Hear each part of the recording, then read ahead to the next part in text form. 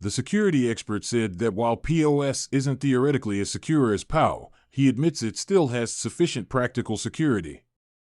Despite the Ethereum Merge being touted as a major upgrade to the blockchain network, its transition to proof-of-stake theoretically makes it more vulnerable to exploit.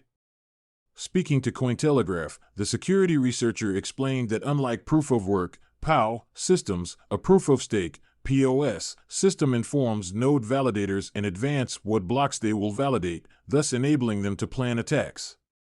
The security expert, who asked not to be named, is a blockchain developer and security researcher working on a proof-of-stake Layer 2 blockchain. The researcher explained that an exploit could theoretically occur on the post-merge Ethereum blockchain if validators manage to line up 2 consecutive blocks to validate.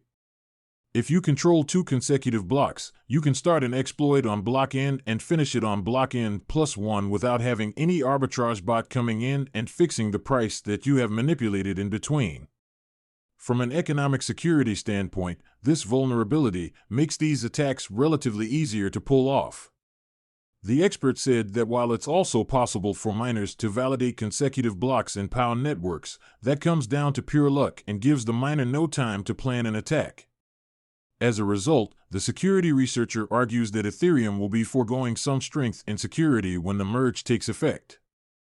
As we stand right now, with the Ethereum proof-of-work versus Ethereum proof-of-stake, Ethereum proof-of-work does have stronger security and economic guarantees. But that being said, proof-of-stake still has sufficient practical security, and it doesn't really matter that it's theoretically not as secure as proof-of-work. It's still a very secure system, he added. The security expert added that Ethereum is working on fixing the consecutive block issue. It is a hard problem to solve, but if that gets done, then proof-of-stake security will further increase, as they'll have protection against those attack vectors.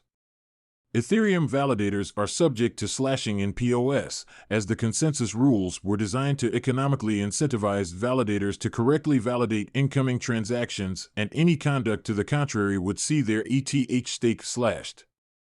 The Ethereum Merge is finally set to take place on September 15th at about 2:30 a.m. Universal Time Coordinated, according to Blocknative's Ethereum Merge countdown. The transition to POS is set to make the Ethereum network more scalable and energy efficient.